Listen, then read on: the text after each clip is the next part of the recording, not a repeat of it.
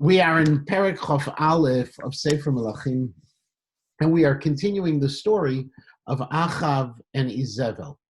Now, in the story of Achav and Izebel, as you recall, Izebel seems to be a driving force.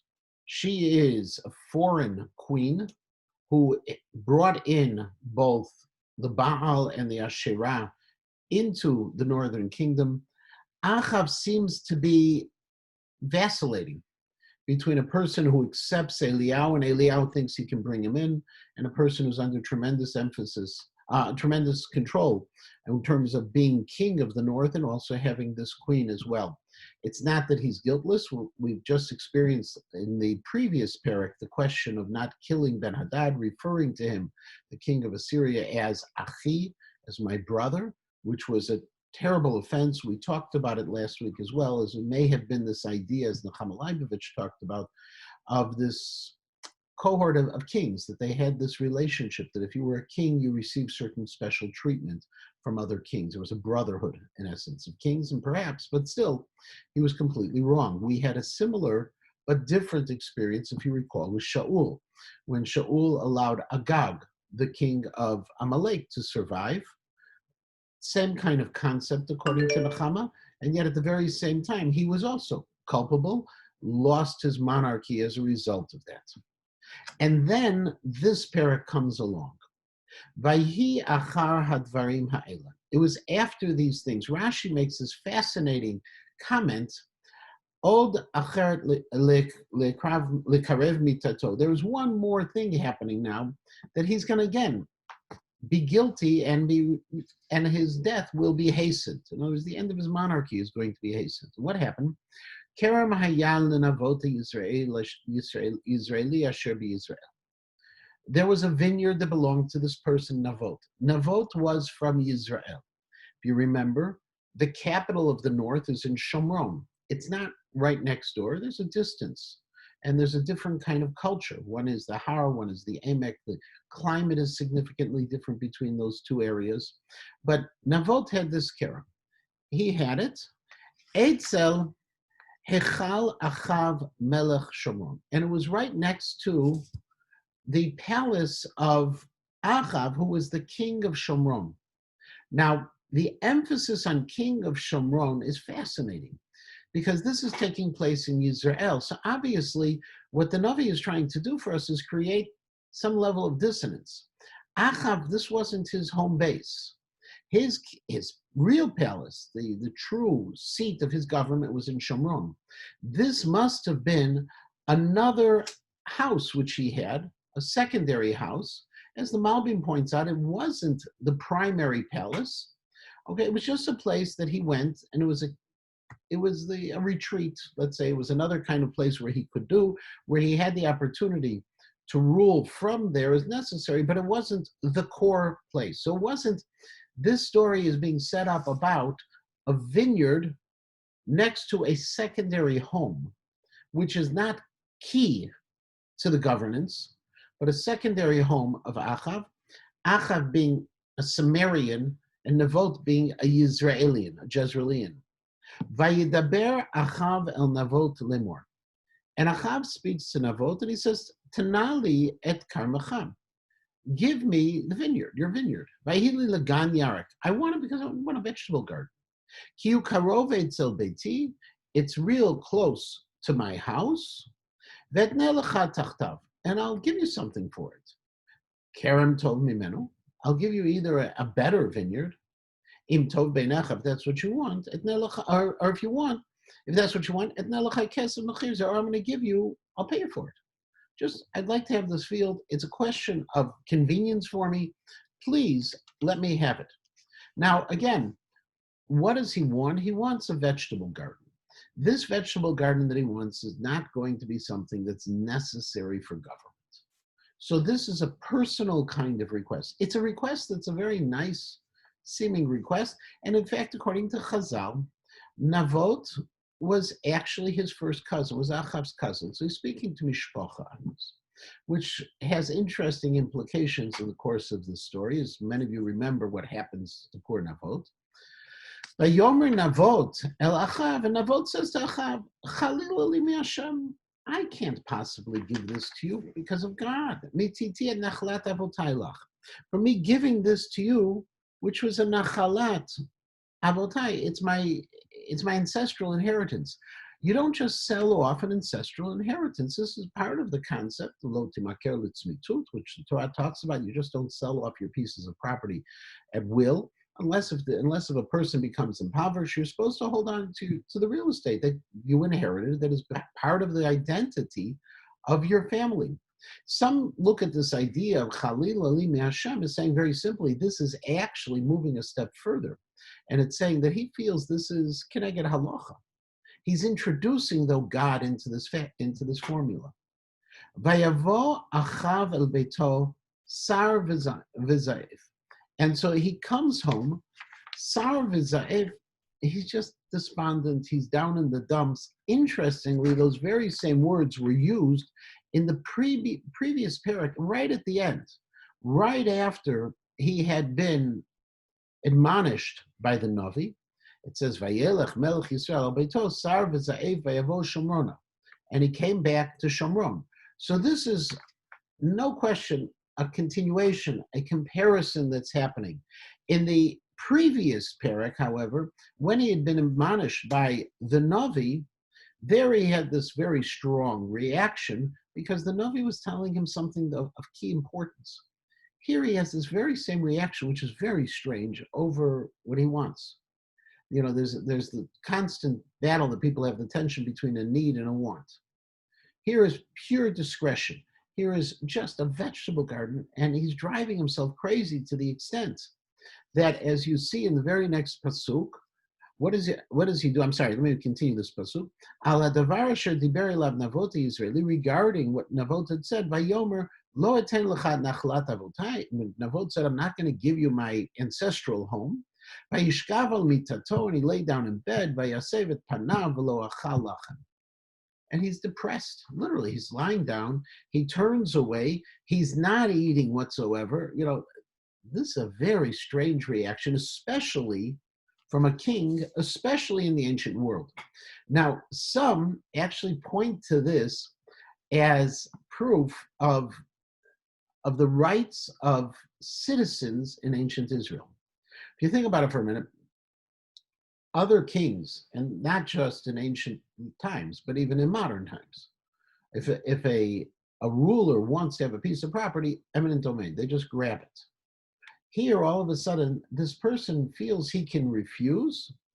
The king doesn't immediately say, I'm going to kill you.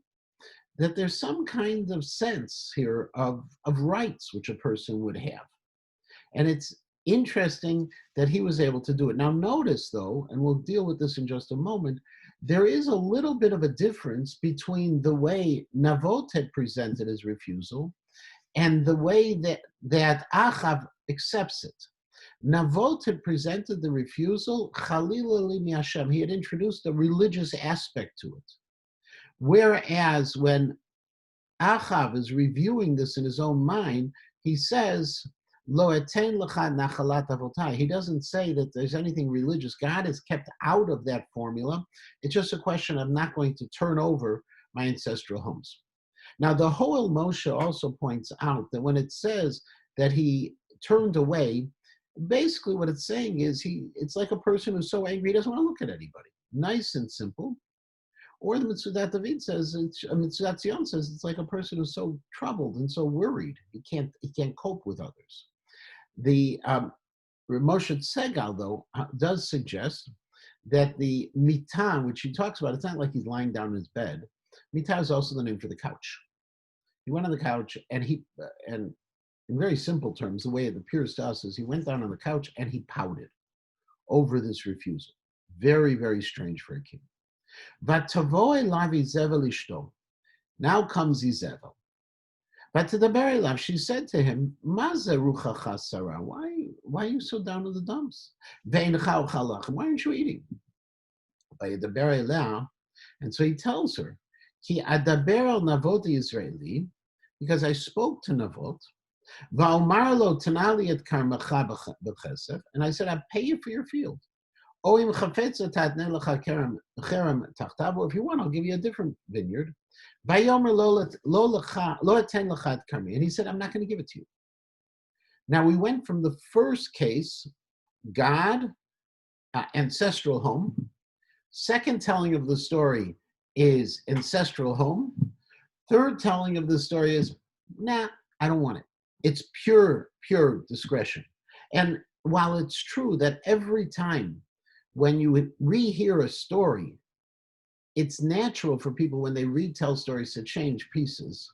Nevertheless, when it's preserved in Tanakh, you need to look at those changes and what those changes may imply. Often you find this in many of the modern Mefarshim deal with this. The Chamalevich was famous for this, in putting side by side two stories and seeing how those two stories differed one from the next and asking you to start thinking about it. Vatomer elav Izevel ishto, and so Izevel says to him as follows: Ata tasem luchal Yisrael. You're going to do monarchy or rule over the Jewish people. It's a strange phrase, ata, and obviously as Ashkenazim, the ayin and the aleph really sound alike, but they have two completely different meanings, but they are very similar words. The Mitzudat David says this is a rhetorical kind of statement. Okay, are you going to go ahead and be able to rule? Something like this happens. You think you can rule? Okay, if you're really a king, and what was implied is, if you want to be a king, be one. Stand up and do something. The Targum Yonatan says, "Titzlach b'malchuta." Are you going to be successful with your monarchy? The Malbim says, okay, that you want to have this monarchy of yours to be able to continue. So you've been around for a long time. Why are you behaving like a brand new king? You've been there. Is it just now?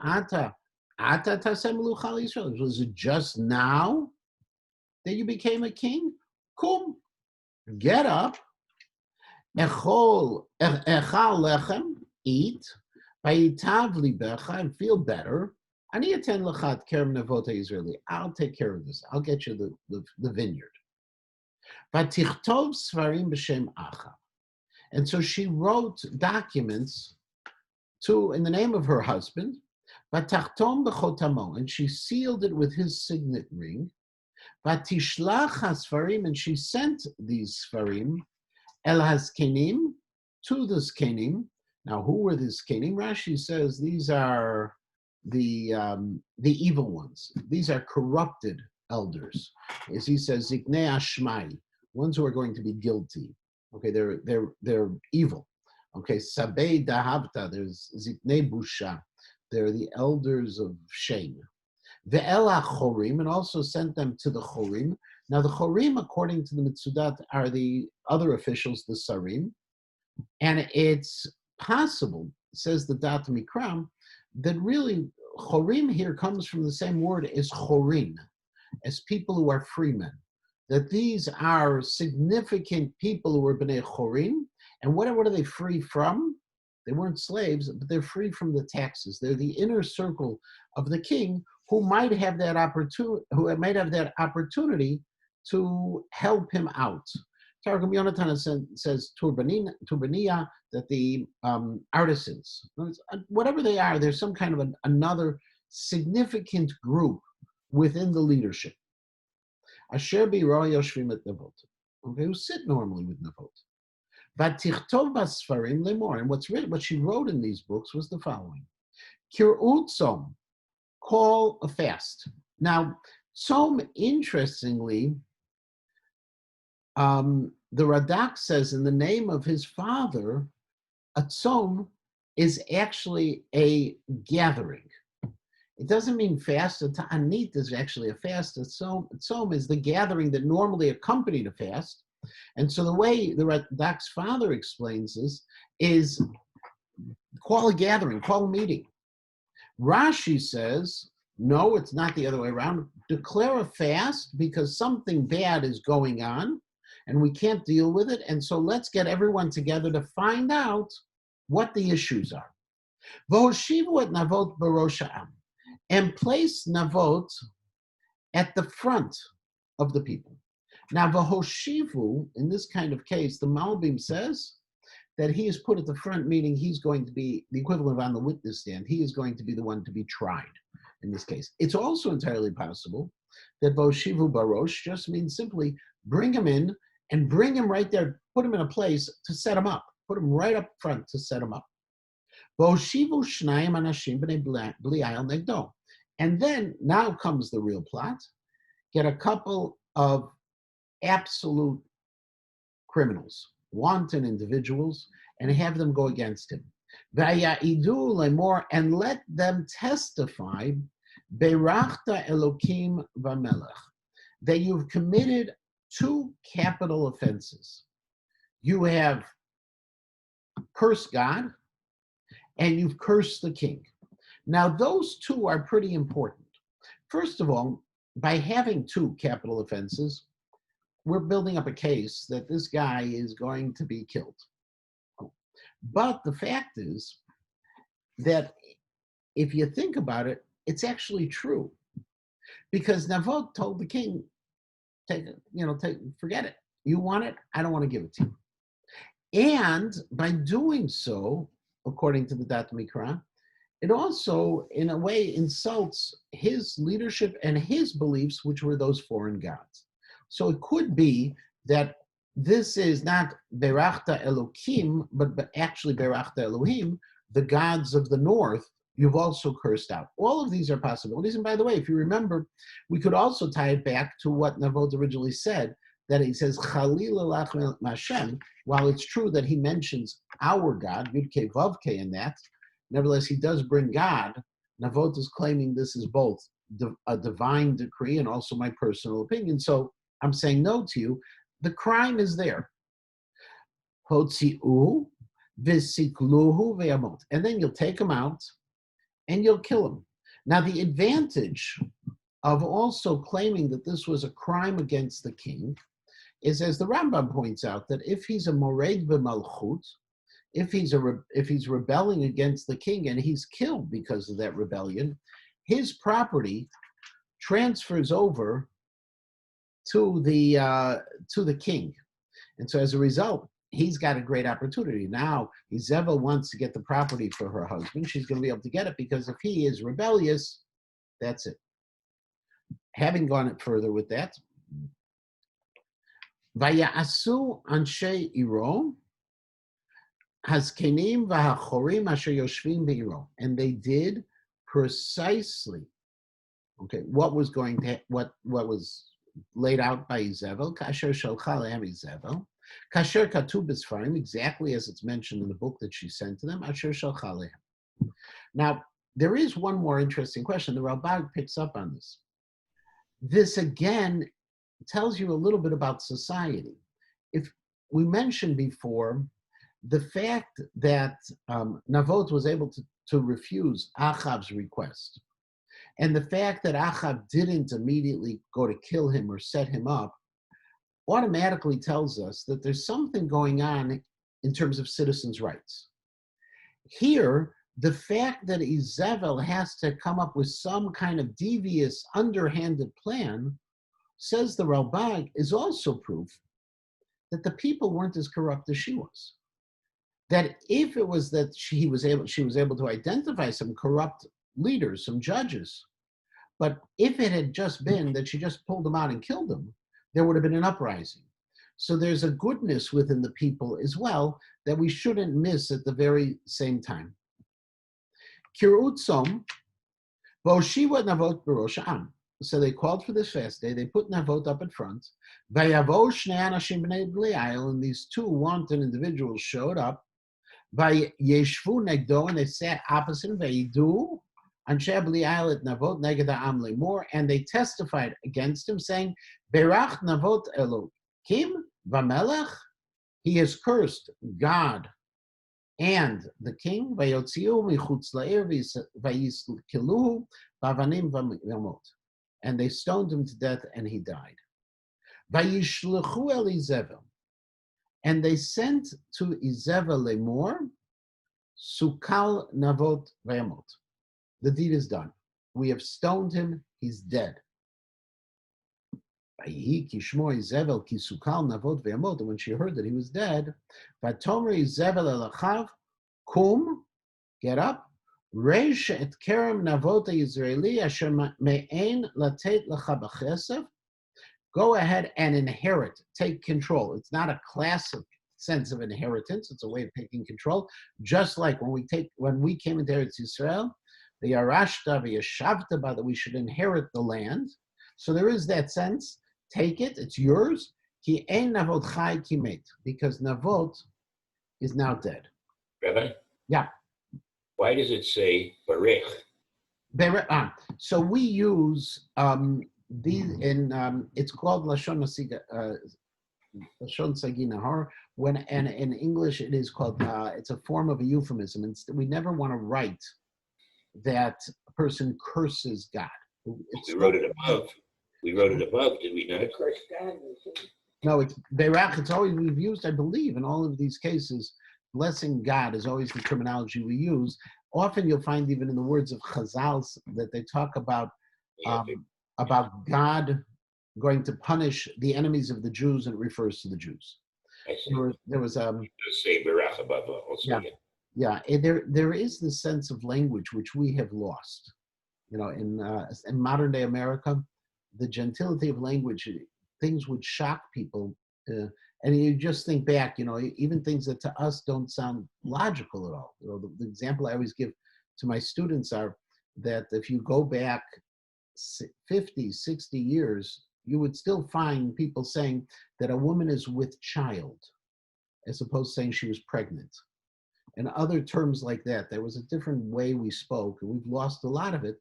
But in Tanakh, it was very much preserved. And also remember, it was the kind of things that this kind of offense of cursing God was so extreme that people couldn't even imagine it. And it would be shocking if they would hear it said explicitly. And so we use these alternative kinds of forms. That we also find this in many of the Tikkunei Sofrim, which is a whole list of things we've dealt with before, where we talk about, if you recall back in Sefer Shmuel, even changing words around. The afolim and chorim, if you remember, the question of hemorrhoids were piles. We're using different words, just you don't want to use certain words. And so we find that throughout. But to go back into here, if you notice now, and this is one of the first things that I sent you in terms of one of the handouts, it's an interesting piece. Alex Israel, who wrote a book that was just published by Koren, on Sefer Melachim Aleph. Actually, it's based on a series of shiurim that he gave on the virtual Beit Midrash of Yeshivat Har Etzion. And from that piece, I shared with you the following. This is actually not his Torah. This is based on Professor Meir Weiss's book. The Bible from Within is the English translation of it. I forgot the name of the Hebrew book that came out as well. It's footnoted at the bottom. Here it is. Hamikrat Kidmuto. Unfortunately, the book was printed in '64. I was looking. I knew I had a copy somewhere. I couldn't find it when I was preparing the shiur.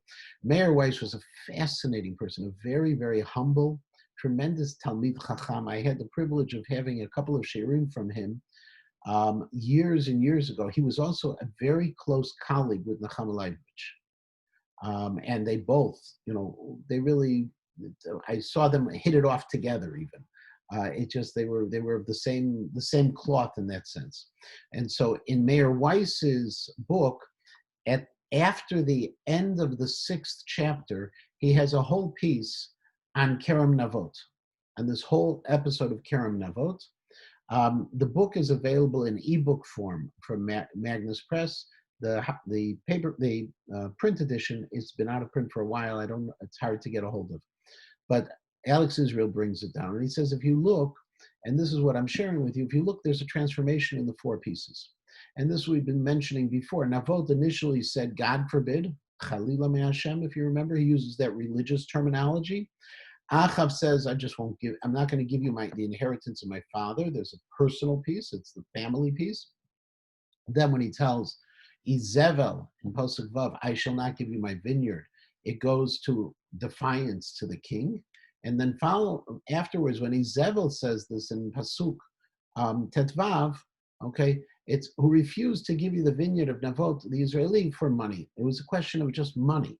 In other words, what happens is there's the evolution of what had been originally presented by Navot as a certain noble refusal to being the most crass of issues that was just deserving of the death penalty. Each time it's toned down one step after the next. I thought it was a fascinating piece of Professor Weiss. And then to continue though, back to where we were, and back into Pasuk Tet Zayin, Vayhi kishmoa Achav kimet Navot, when Achav hears that Navot has passed away, or was killed, or died, better, let's put it that way. Vayakom Achav, by the way, passed away is another one of those examples of euphemisms. There are many, many in Ivrit. Even the word to die, we normally don't say a person died, we say a person niftar. He's been excused from this world. Okay, and we can nesaf el amav, all these kinds of euphemisms we use. Vayakom Achav laredet el kerem navot Israeli l'rishto. Achav got up to go down to kerem navot. Now, the reason he got up to go down, well, first of all, where is Achav hanging out? Achav is in Shomron. It's on a mountain. Where's Israel? It's an Amek. So he's going down to Kerem Navot.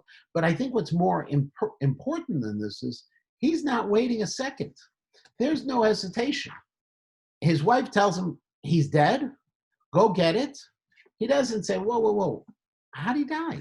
You know, this seems kind of strange. He didn't hesitate with a sense of guilt for a moment, nothing. Boom, he's going straight to be able to take over the land. Vayehi davar Hashem el Eliyahu atishbi lemor. In comes Eliyahu. We've had a little bit of a break from Eliyahu. Hashem speaks to Eliyahu hatishbi as follows: Kum, get up. Raid likrat achav melech Yisrael asher b'Shomron. Go down to the king of Israel who's in Shomron. Now, Eliyahu is most likely on Har Carmel. So also the idea of going down.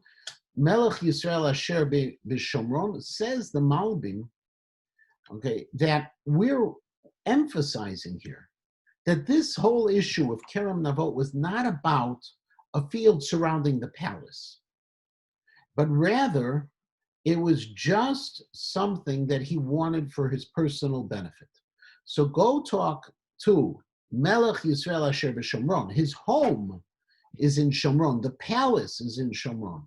Hinei b'Kerem Navot. He's now, however, in Kerem Navot. Asher yarad sham l'rishto, which he had gone down to inherit. V'dibarta elav lemor. And I want you to tell him the following. Haratzachta v'gam yarashta. Now these words, these three words, summarize the entire chapter. You murdered and you're going to take control. This was, however, not just, he's dead and you're taking control. You murdered. There was an accusation of crime immediately.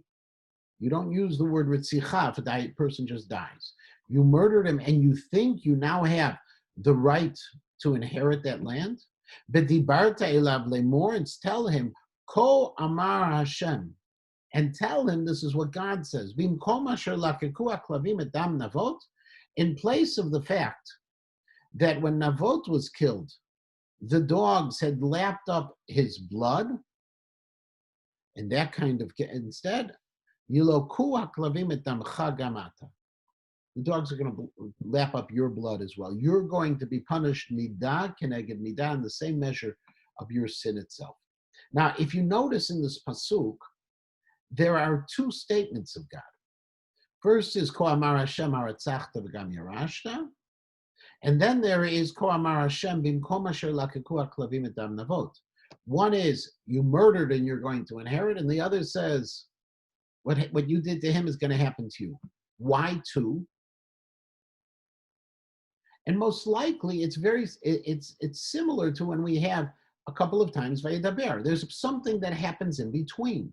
In this case, there's the pause for effect.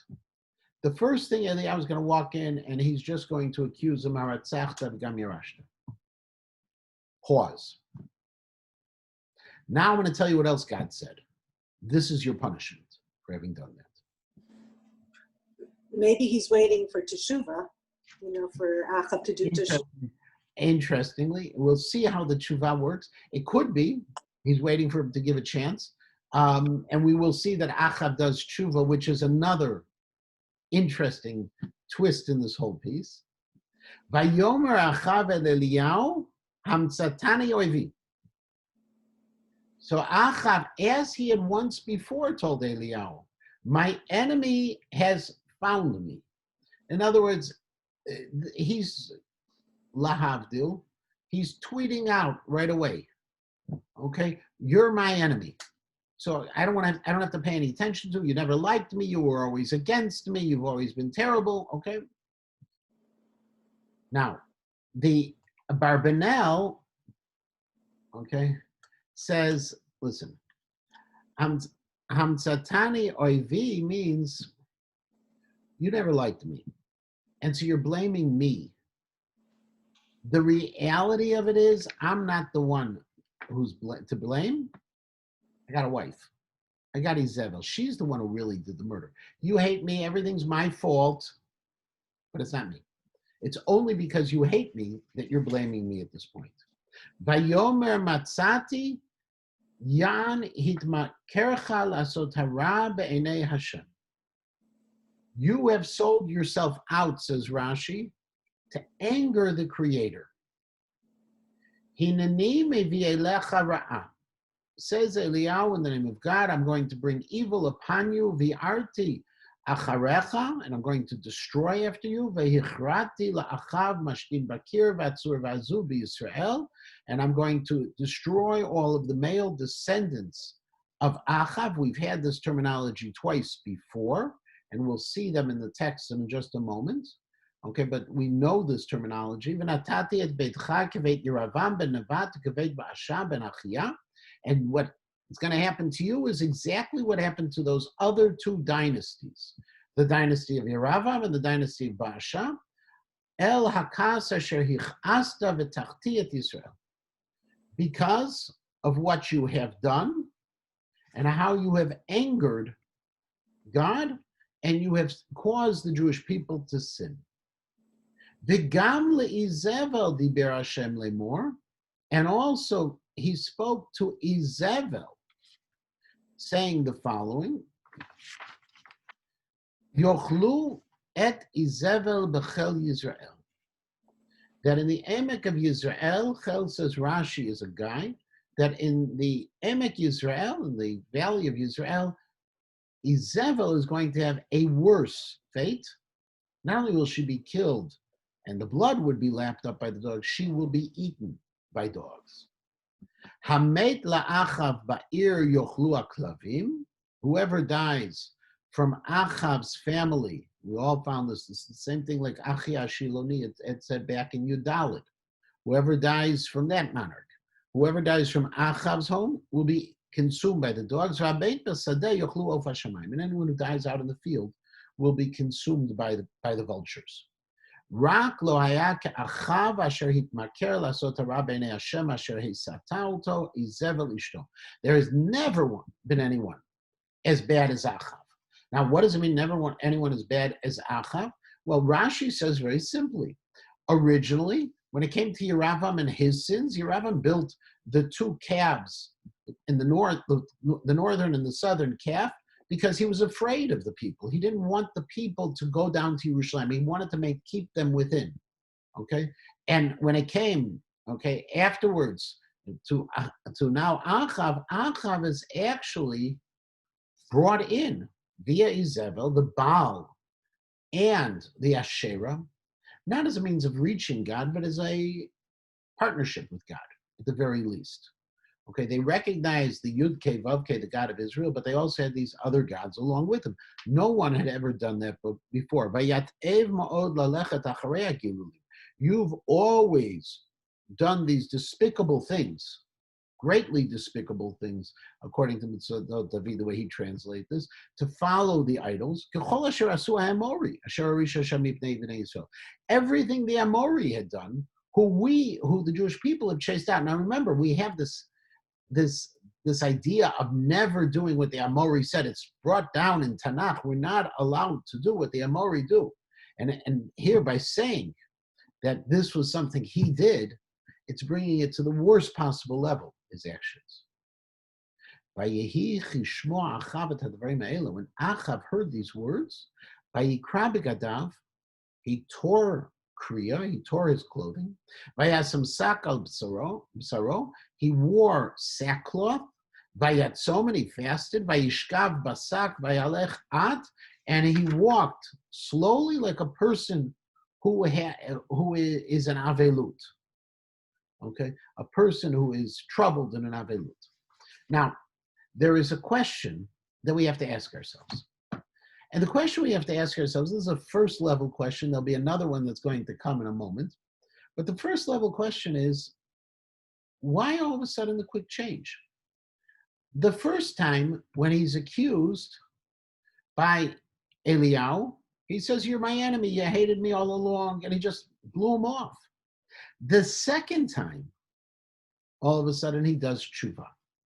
So Elchanan Samet, who teaches in Yeshivat Ma'ale Adumim and also in Yeshivat Har Etzion, in a book he has published in Hebrew, and the English version is available again on the Virtual Beit Midrash website, and it's called the Eliyahu Narratives. It's about this entire section. Elchanan Samet is a fascinating modern commentator. He's written a number of volumes on Parshat HaShavua and on other pieces. He always has a very original take on things. So he asks the question of why all of a sudden should this impact?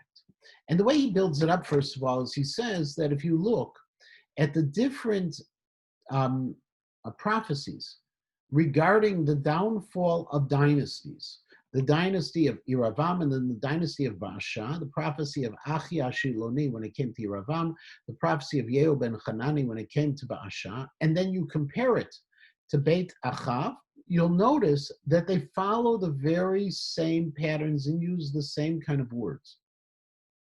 Now, what he did in this piece, he definitely took the psukim a little bit out of order so that they would all match. But if you look at the phrases, okay, since I have lifted you up, and all three of them, right, and on each one of them, when Yeravam was first cursed out, and he was the first.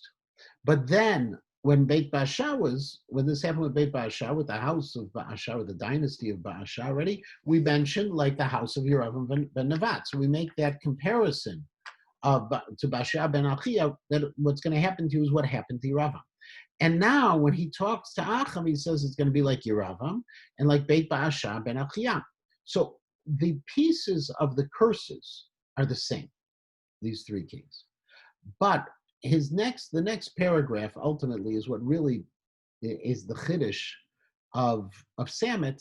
And he says basically what it's all about is that now with that curse and using that same language, Eliyahu was telling Achav that all of your dreams for a future and for a legacy will be no different than what happened to those other dynasties.